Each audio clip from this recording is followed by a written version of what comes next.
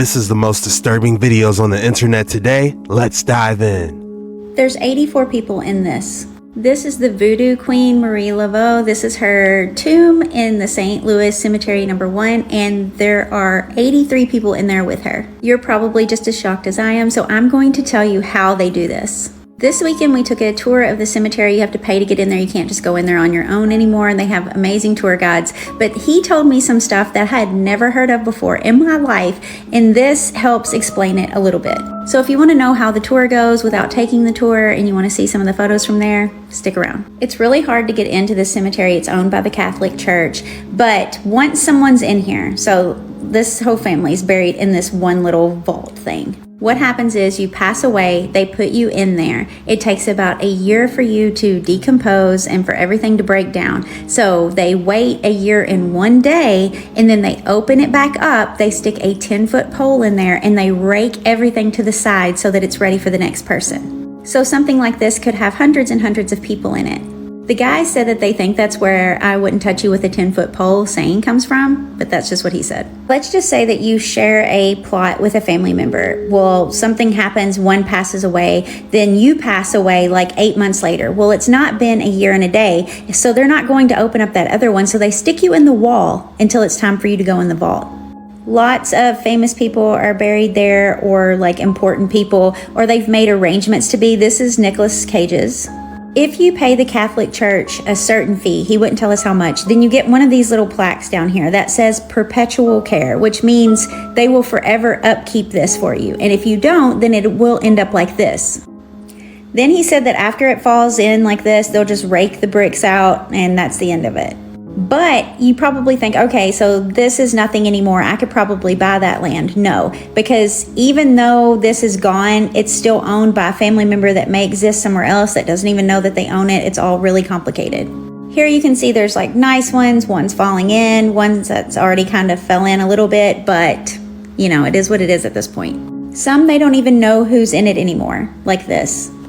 I even got a photo of a ghost here on this day. So if you want to see that, let me know in the comments. So we're just going to skip over the fact that Nicolas Cage has a pyramid style casket ready for him.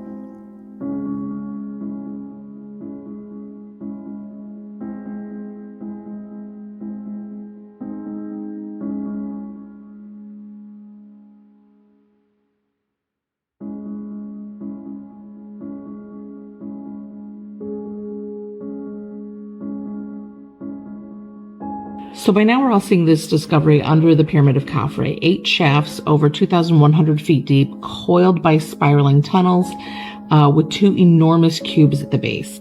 Now there's a few graphics that are circulating that I can't find online. I can only find them in video.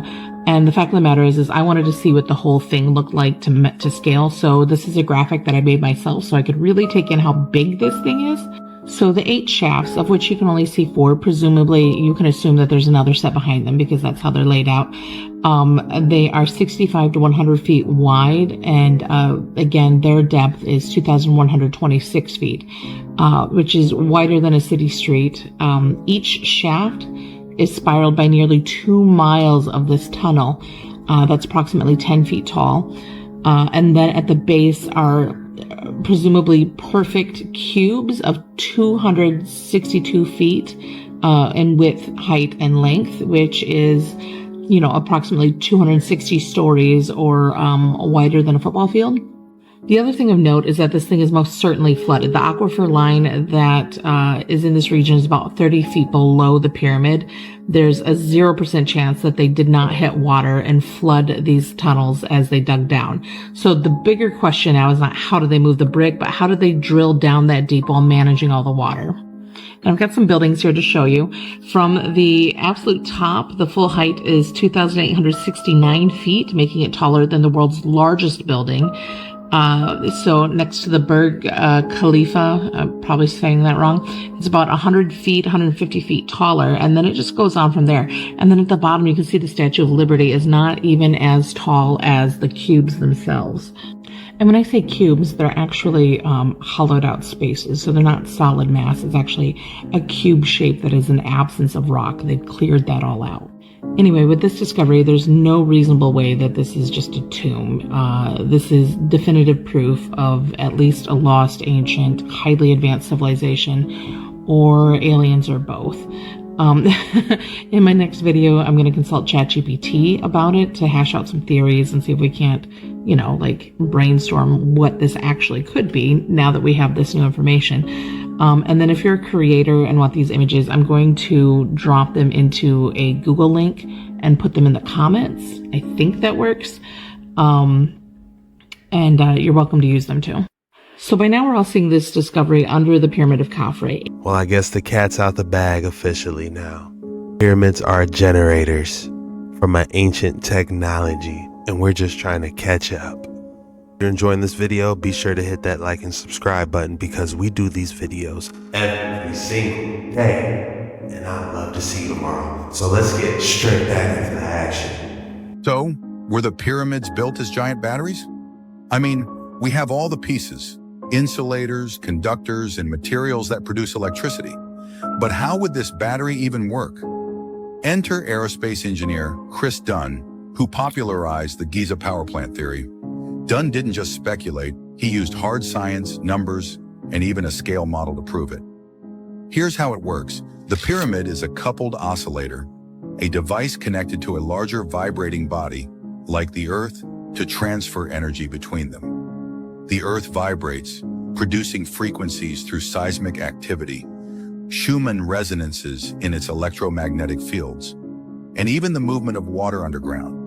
The pyramid was built directly above underground aquifers with powerful flowing water. Convenient, right? The process starts in the subterranean chamber, where flowing water and seismic activity create vibrational waves. These waves resonate throughout the pyramid, maximizing its center of mass. And guess where Giza sits? At the center of the world's landmass. Coincidence? Maybe. But here's the real kicker. Traces of zinc and hydrochloric acid were found in the shafts leading into the Queen's chamber.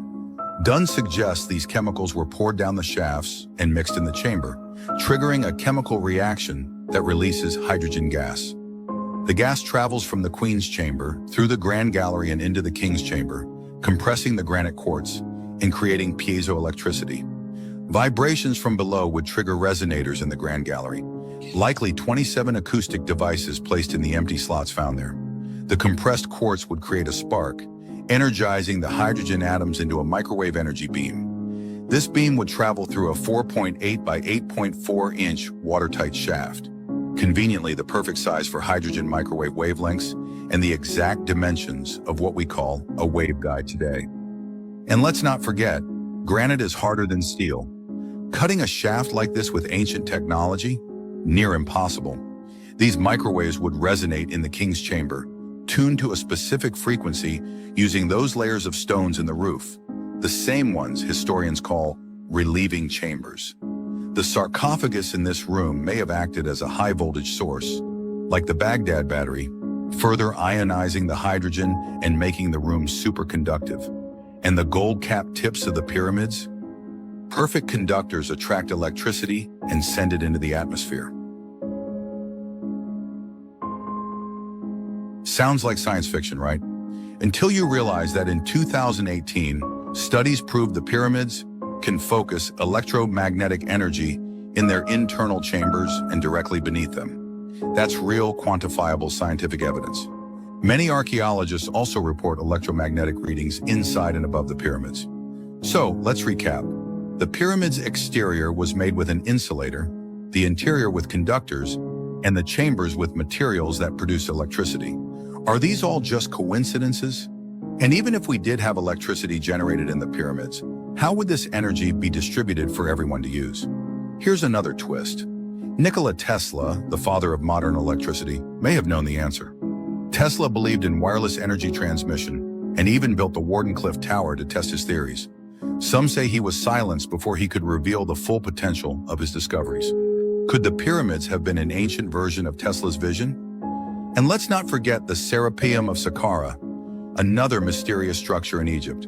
This underground complex contains massive granite boxes, each weighing over 100 tons, with precision cuts that defy explanation. Some researchers believe these boxes were used for energy storage or resonance experiments, further supporting the idea that ancient Egyptians had advanced knowledge of energy manipulation. So were the pyramids tombs, power plants, or something even more extraordinary?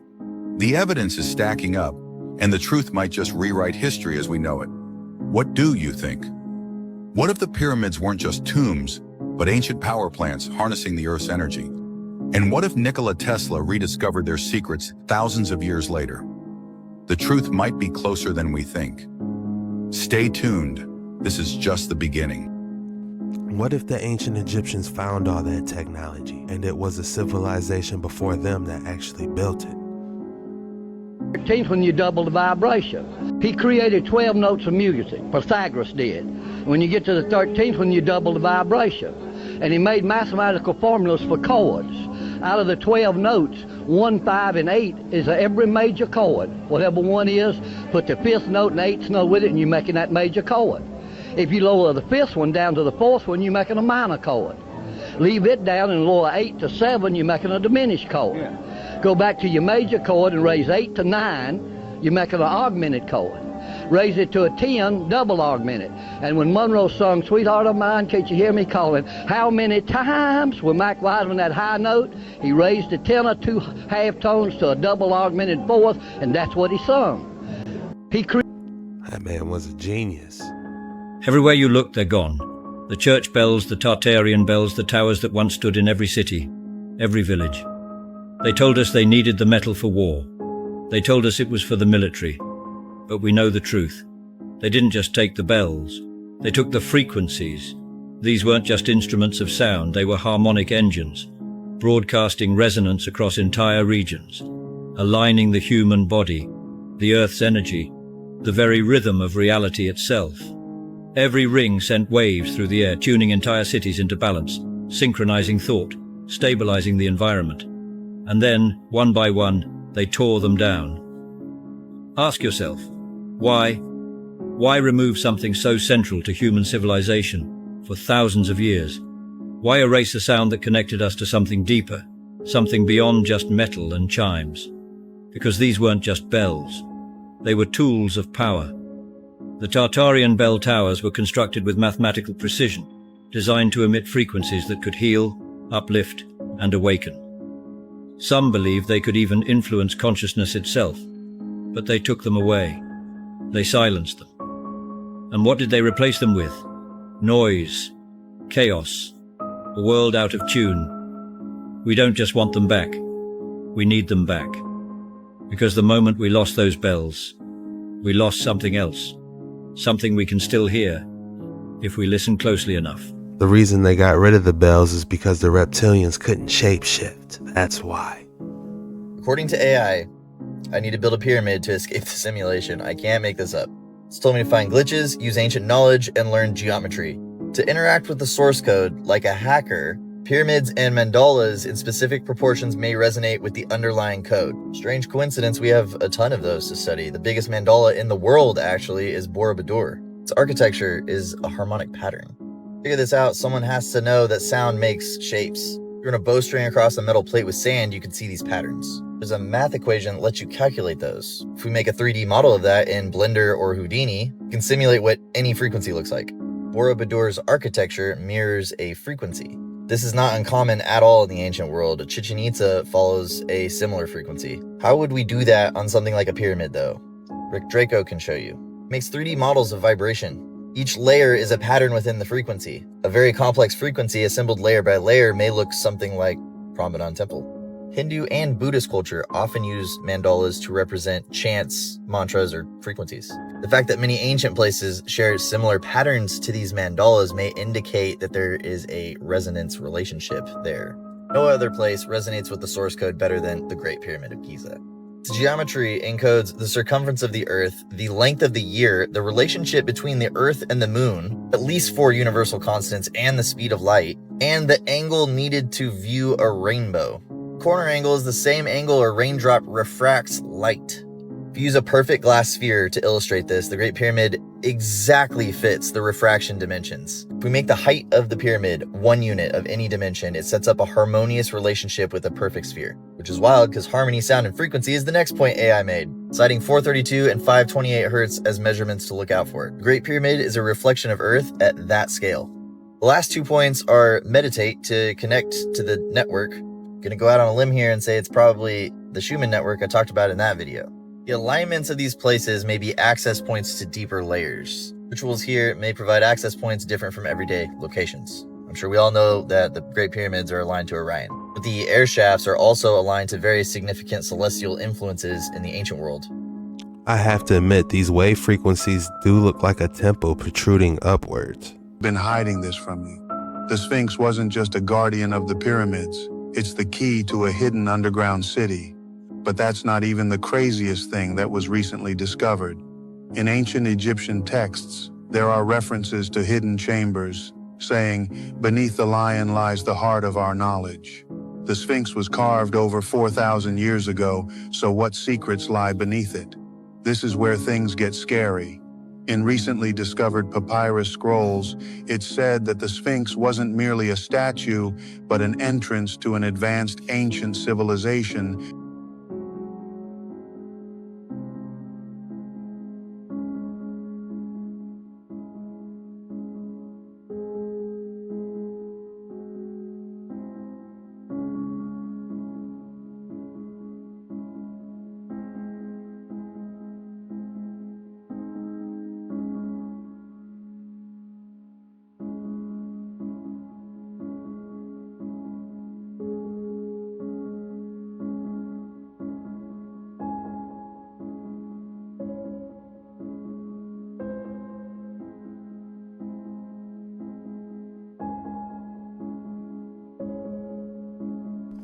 It does make you wonder why this pillar is not completely touching the ground.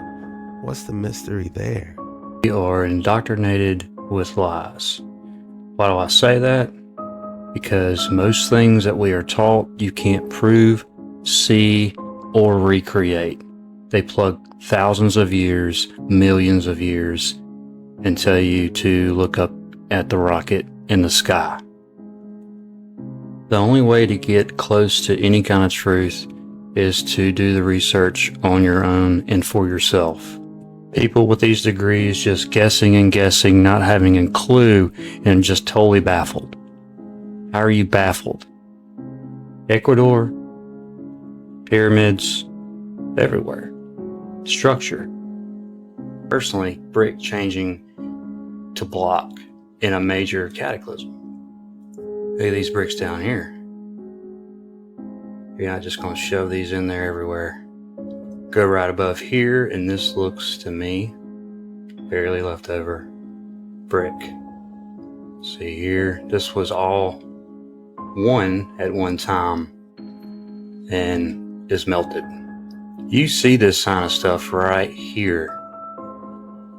All of the mountains, what they call mountains, all of this. Pyramids everywhere. Look at how many bricks. It's all brick. Pyramid, bricks here, here. You got some in the corner left over. You see them blocking up right here. This whole thing was made of brick. There's one over there. They're everywhere. Then you're starting to get maybe an archway or something over here. Can't tell, but bricks down the center here. Line. Go up in this direction. What is this? Who put this together like this? Do you really think that? Just speaking frankly, this was not built what it looks like today. This is not erosion. It's not weathering. It's changed the state of matter from brick. That's just what I see. Here we go with more Mother Nature. It's the most obvious structure I've ever seen. Well, not ever seen, but it's a structure. This stuff is everywhere. This could be Alabama, Arkansas, California, you name it, anywhere in the world. These are everywhere. Structures. We are indoctrinated with lies. I'm not gonna lie, every mountain I see now, I look at it now. Is that a pyramid? Is that a pyramid? You know, because you never know. No one realizes that the two astronauts allegedly stranded in space actually never went to space at all. During the live broadcast of the rescue mission for the stranded astronauts, many people noticed something was off. Everything looked like an AI-generated video, with perfect graphics and visual effects. The sky and water were a striking blue. The parachute shape seemed fake, and even dolphins appeared in the distance, like something from a CGI trailer. Not to mention, when the capsule made contact with the cold seawater, there was no steam, despite the heat generated by the high-speed re-entry. Another issue came to light with the timing. When the astronauts landed, they claimed that the rescue fleet would take about 30 minutes to reach them, but in reality, it only took 2 to 3 minutes. Originally, American astronauts Barry Wilmore and Sunita Williams were only supposed to stay in space for 8 days, but strangely, the video that was later released showed them celebrating various holidays with decorations. I can't believe space station supplies would include such items, so there's only one possibility. This whole thing was planned. They never went to space, and were just staying somewhere creating a fake, stranded in space illusion. The most crucial point is the report that they returned to Earth aboard SpaceX's Crew Dragon capsule, but we all know that SpaceX's spacecraft had already experienced 2 failed test flights this year. On January 16th, it disintegrated during a test flight, and on March 6th, an energy event caused multiple Raptor engines to fail, leading to the spacecraft's loss of control and disintegration. Do you still believe this story is true? Entertainment purposes only. Don't believe everything you hear or see on this video. Do your own research on everything. You know that declassified CIA document that says we live in a holographic reality? That the woman's womb is a portal? That you can literally send your consciousness to anywhere, whether it's past, present, or future, through astral projection and remote viewing? Yeah, well, the reason why the CIA was looking into this, because of this man. This is Robert Monroe. My previous video was all about him. He was born in the 1900s and he was a very successful businessman. Around 30 to 40, he started having these spontaneous out-of-body experiences. They freaked him out. He thought he had brain tumors. He thought he was going crazy. Every doctor he went to said he was perfectly fine. So he used his resources to hire a team of scientists to run experiments to figure out if what he's been experiencing could be replicated. He wanted to see if they could map out and explore as much of consciousness as they could. This is Thomas Campbell, an incredibly gifted physicist who was part of Bob Monroe's team. Campbell is very famous for his works in applied physics and metaphysics. So why did he want to work with Robert Monroe? When he was in college, he had some monks that came who offered to teach people how to meditate if they brought them a piece of fruit, I believe. He had time to kill. He thought it was going to end up being a scam. He gave his banana, and it was a life-changing experience for him. Being the scientist that he is, he was trying to figure out how to explain what he experienced, and he couldn't. So he got a job and continued to meditate. One day, he heard that Bob Monroe was coming into town talking about the out-of-body experiences that he's had. He with some coworkers went to go listen to him. Monroe mentioned that he was looking for scientists so that they could test what he experienced to see if they could replicate it. Campbell was like, I'm a scientist. I'd love to work with you. But you see, Campbell was still relatively young. Monroe was looking for older scientists that had some credibility to their name, who had a track record, but none of them wanted to work with him. They all thought it was woo-woo nonsense. So Campbell and a couple of other young scientists joined the team. Campbell's biggest focus was to bring scientific validation to everything that was being done. He wanted to demystify the mysticism. He wanted to use the scientific process to explain everything. So they studied it systematically. They were able to separate genuine experiences from anecdotal claims or misunderstandings. His book, My Big Toe, which documents the entire journey, freaking mind-blowing, guys. Freaking mind-blowing. For example, in the East, they talk about these sacred mantras, sacred words that if you repeat can take you to higher states of consciousness. They found through testing is that it's not specific word, but rather the tone, the vibration that it carries. I believe in the book, he says you could even say something like Abba-bardi-dum, Abba-bardi-dum, and just repeat that. You can achieve the same thing. It honestly is one of the most fascinating books I've ever read. It bridges the gap between science and spirituality so well. It doesn't stop there. He describes his journey of being able to access higher states of consciousness and the interdimensional beings that live in a higher vibration than we do, spiritual guides, if you will, he met in the teachings he got along the way. You know how there's a declassified CIA document that maps out the Galactic Federation? Yeah, well, some people have experience with it. Craziest thing too is you only have access to it if they let you have access. He described one journey where he was meditating, and basically there were two beings. They're like, hey, man, you're where you need to be with your progress. You can't do this anymore. And he's like, the door was sealed. He wasn't able to access those states of consciousness for 20 years until someone... Sounds creepy, that Abudurari, or however he was saying, abracadabra, abracadabra, sounds like a spell. Code word is Monday Flow. Drop Monday Flow in the comments below so I know you made it this far, and I want to say thank you. Your support means the world to me, and we're going to bring it back tomorrow.